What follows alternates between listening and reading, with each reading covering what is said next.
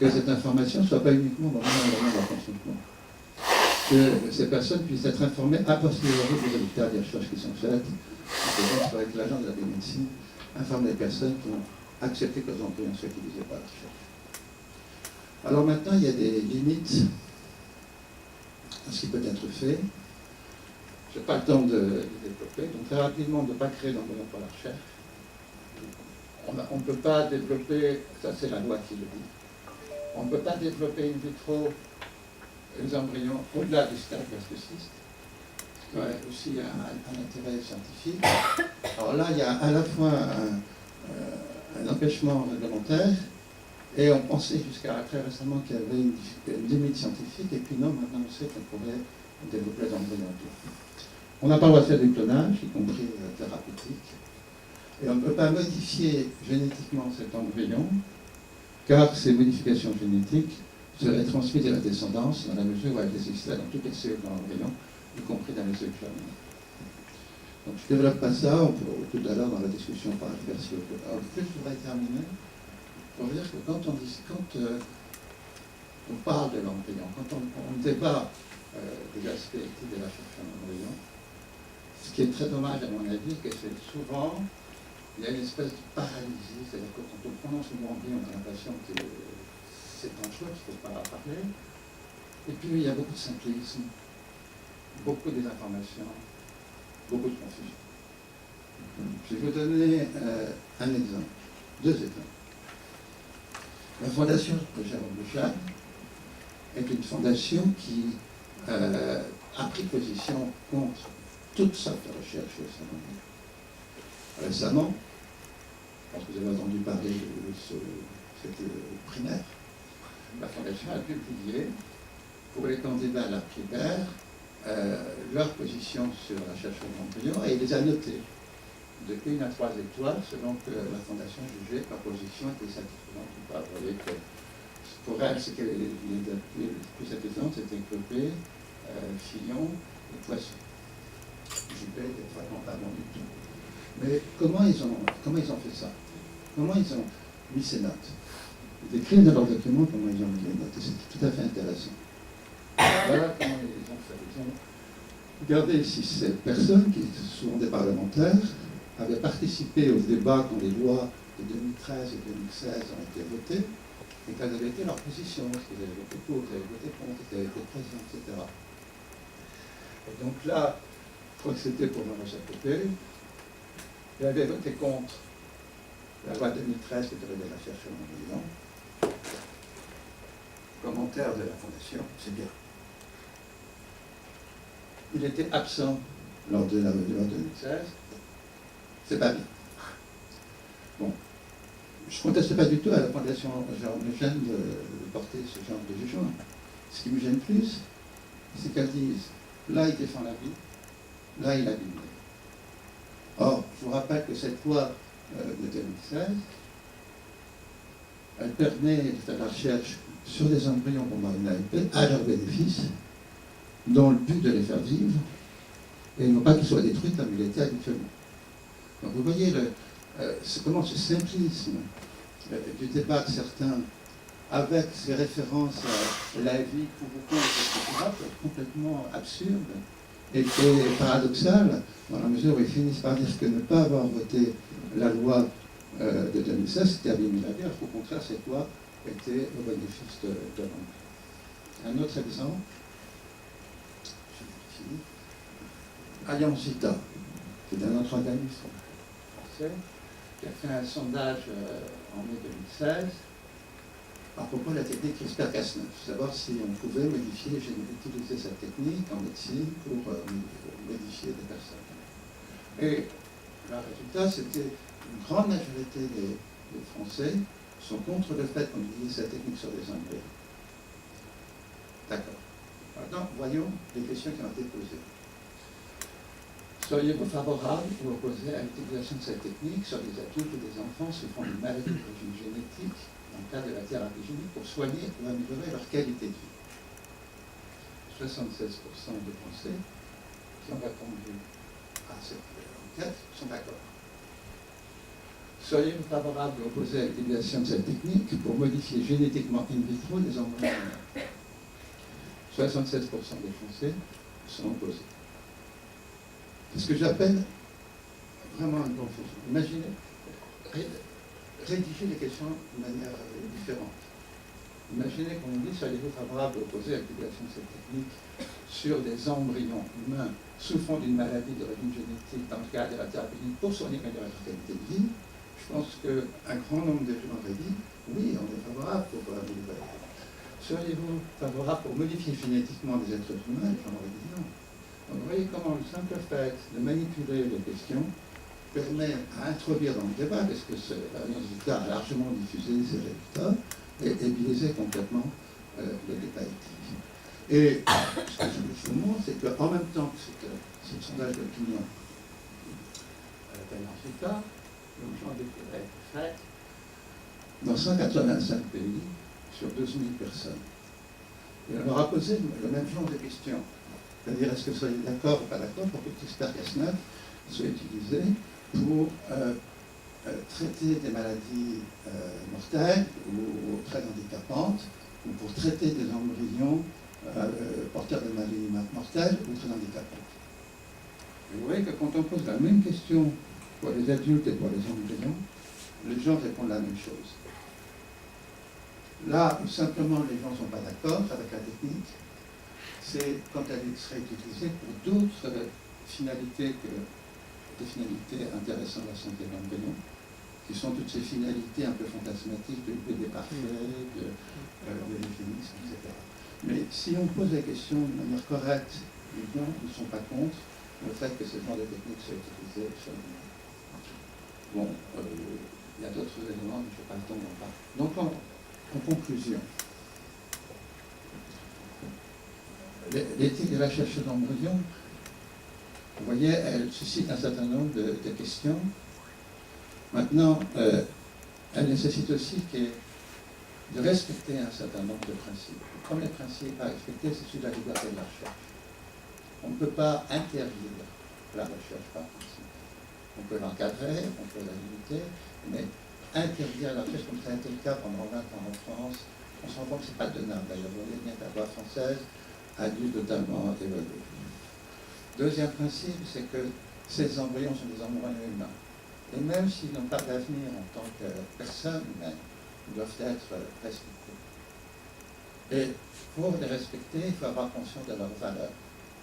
Savoir que ces embryons, ils ont une valeur intrinsèque, qui est liée à leur aptitude à pouvoir se développer ou pas se développer, selon leur contenu, selon leur mécanisme, etc.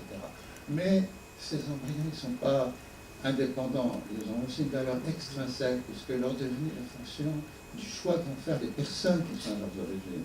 Il va être fonction aussi des soins qui vont être apportés par les médecins, par les chercheurs, pour que ces embryons puissent se développer ou pas. Donc il faut que ces embryons soient respectés pour ce qu'ils sont, en fonction des valeurs qu'ils ont, et en essayant de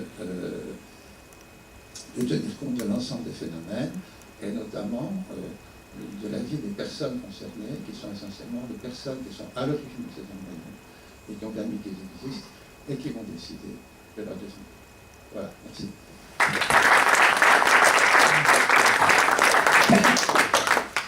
Merci beaucoup, professeur Jamier, pour cet exposé très intéressant. J'en retiens une des grandes valeurs qu'on peut, je pense, transposer à d'autres domaines de la recherche médicale, la question de la pertinence scientifique.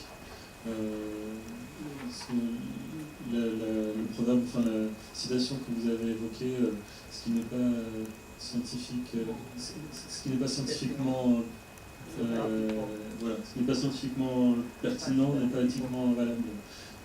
Si je ne me trompe pas. Et ce qui, je retiens aussi quelque chose qui me rassure en tant que Français, qui m'inquiète en tant que citoyen du monde, on va dire, c'est que la loi, pour nous, limite, elle dit qu'il ne faut pas faire de clonage, qu'il ne faut pas faire de modification génétique. Mais si elle interdit, c'est interdit en France, ça peut. Si c'est interdit en France, c'est que c'est techniquement possible et que peut-être ailleurs, ça peut éventuellement avoir lieu sous d'autres législations et de façon un petit peu moins encadrée. Je ne sais pas s'il y a des questions. Oui, vous voulez... Alors, juste un commentaire à propos de votre dernier commentaire, c'est que, en ce qui concerne le clonage, quand on parle de clonage, il y a deux sortes de clonage. Il y a ce qu'on appelle le clonage reproductif, qui consiste à faire du clonage pour une personne et pour lui permettre d'avoir une descendance. Je parle de l'être humain, comme on l'a fait chez les animaux, chez les loups, chez la vache, chez la souris, etc. Bon. Et puis, il y a un clonage thérapeutique, c'est-à-dire que c'est un travail cellulaire qui est fait pour obtenir des cellules et présentant certaines caractéristiques qui sont utiles dans un but potentiellement thérapeutique, etc. Le clonage reproductif, il faut être clair, c'est que, il n'y a aucune raison d'en faire. Pourquoi quelqu'un souhaiterait cloner, se faire cloner? Dans tous les commentaires qui avaient été faits à l'époque, il y a longtemps, c'était parce que c'était ce qu'on appelle le clonage photocopie, pouvoir prolonger un être disparu, un être aimé, le faire revivre, etc. Et ça, c'est une illusion totale sur le plan scientifique. On ne pourra jamais, par clonage, avoir une personne identique à la personne qui a disparu. C'est une absurdité totale. Donc, il n'y a pas de raison de faire du clonage pour cette raison-là. Deuxième raison scientifique, c'est que le clonage est dangereux, puisque on sait, dans l'expérimentation animale, que beaucoup des animaux qui ont été clonés présentaient des déficiences immunologiques ou autres, donc la santé de ces animaux était très perturbée, et donc ça serait vraiment un risque pour les êtres humains. En ce qui concerne les modifications du génome et les techniques comme de modification du génome, c'est vrai qu'actuellement, c'est pas possible. C'est un sujet qu'on a étudié à l'Académie de médecine. On a fait un rapport il y a quelques mois, je peux vous communiquer si ça vous intéresse, et spécifiquement sur les possibilités sur l'embryon humain.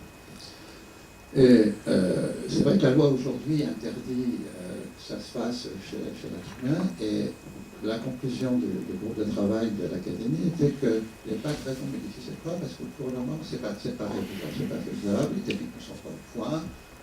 Il faudrait pour que ce soit au point qu'il y ait une efficacité de 100% et qu'il y ait une innocuité de 100%. Et ça, on ne peut pas l'obtenir. On peut avoir une certaine efficacité, on peut avoir une certaine sûreté, sans être toujours sûr qu'elle soit complète, mais pour le moment, on n'a pas du tout les moyens d'avoir l'efficacité et la sûreté nécessaire. Donc pour le moment, il n'y a aucune raison de modifier.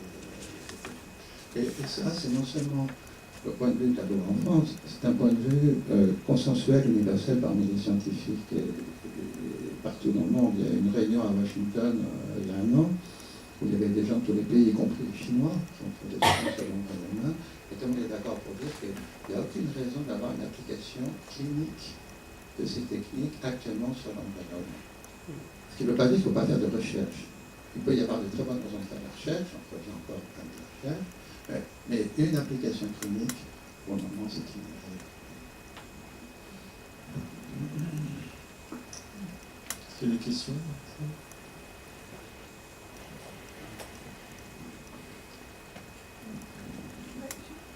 Sur ce que vous venez de dire, ça veut dire qu'en fait, scientifiquement, c'est pas mûr pour...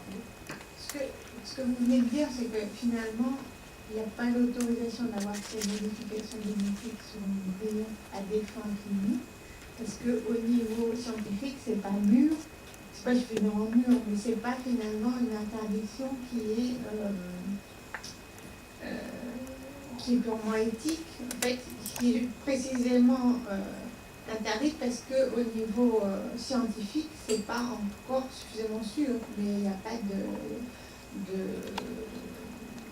d'interrogation purement éthique qui mène à ça. Si on arrive à une technique suffisamment sûre, suffisamment reproductive, suffisamment efficace pour justifier qu'on modifie génétiquement des embryons à des fins de faire un enfant qui est, on pouvait réparer certains défauts génétiques, là, il n'y aurait pas d'obstacle à ce que ce soit autorisé. Qu'est-ce que vous dites? Oui, vous avez tout à fait raison de parler de ça. Ce que pensent beaucoup de médecins et de chercheurs dans le domaine, de scientifiques dans le domaine, et ce que pensait l'Académie de médecine, c'est qu'il y a la dimension scientifique et technique, et la faisabilité, la technique, son applicabilité à l'être humain. Et puis, dans son utilisation, il y a des enjeux, des questions qui dépassent simplement la science et la médecine, mais qui sont des enjeux de société. Et par exemple, sur ce principe de pouvoir modifier génétiquement la génération future, et quand on intervient sur un embryon, on va modifier génétiquement l'être qui va naître dans toutes ses cellules. Et qu'en modifiant toutes ces cellules, on va aussi agir sur les générations suivantes, puisque les gamètes produits par cette personne modifiée seront aussi modifiés, sont dans une génération suivante. Donc sur ces deux aspects, modification génique de la génération future et transmission de la génération suivante, on est là face à une situation qui n'était jamais produite avant de cette manière-là chez l'être humain. Donc ça mérite de faire un choix, et ce choix ne peut pas être un choix que des médecins et des scientifiques, c'est un choix de la société. Donc tout le monde a dit qu'il faut qu'il y ait un débat dans la société, dans ce sens-là. Je vous remercie pour aujourd'hui, et il faut que la société se prononce sur ces questions-là et dise oui, on pense que c'est possible ou c'est pas possible. Il ne faut pas arriver, il n'y aura peut-être pas de consensus, mais au moins que ce soit débattu, que tous les enjeux soient évoqués et que les choix soient faits. En ce qui concerne l'Académie de médecine et ce rapport, encore une fois, je peux passer, la tendance était que, s'il y a de bonnes raisons de le faire médicalement, scientifiquement, si par exemple, les situations où ce serait nécessaire sont tout à fait exceptionnelles. Parce qu'effectivement, le diagnostic implantatoire permet d'éviter la transmission dans la plupart des cas, mais pas dans tous les cas. Par exemple, quand une personne est atteinte de Corée de Huntington, on ne peut pas faire du TBI parce que tous les embryons sont atteints et que tous les enfants qui naîtront de cette personne peuvent avoir la Corée de Huntington. Je parle, c'est la maladie homozygote, c'est-à-dire si l'homozygote pour le gène muté, tous les enfants seront atteints. Donc le DPI n'est pas la solution. Donc pour une personne atteinte de Corée de Huntington qui voudrait avoir un enfant, on pourrait par CRISPR-Cas9 modifier le gène et permettre la naissance d'enfants américains. Mais c'est tout à fait exceptionnel. Donc c'est pas impossible. Donc l'attitude c'est bon, il faut en parler et puis il faut voir si c'est possible. La deuxième raison qui n'est pas souvent évoquée, c'est qu'en fait il y a déjà des interventions aujourd'hui qui sont faites en population humaine qui ont des conséquences sur les gènes de l'enfant à naître et éventuellement sur les générations suivantes. Donc il faut recycler cette technique dans toutes les autres interventions qu'on fait, médicalement parlant, et qui ne sont pas dépourvues d'effets possibles sur les gènes de la génération. Je suis vraiment désolé, on est un peu pressé par le temps, le déjeuner doit débuter. Donc on a 13 heures maximum pour être attends, manger, sinon on va pas. donc il reste une minute. Vous pouvez continuer bien sûr le déjeuner. Vous voulez pas manger, c'est ça? C'est ça. Ah si, si, si. On doit être à table, désolé. Je vais continuer à ça. Donc on revient à 14h15. 14h15 dans la salle.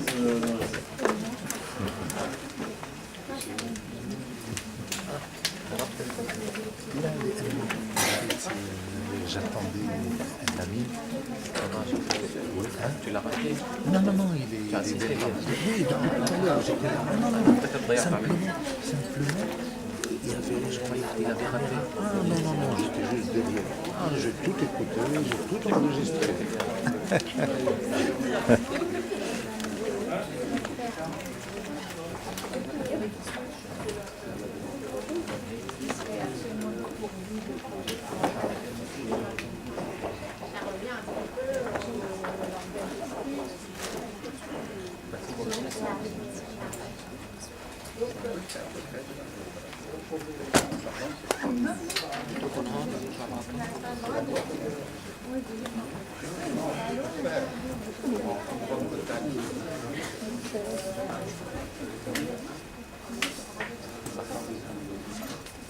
Ça va.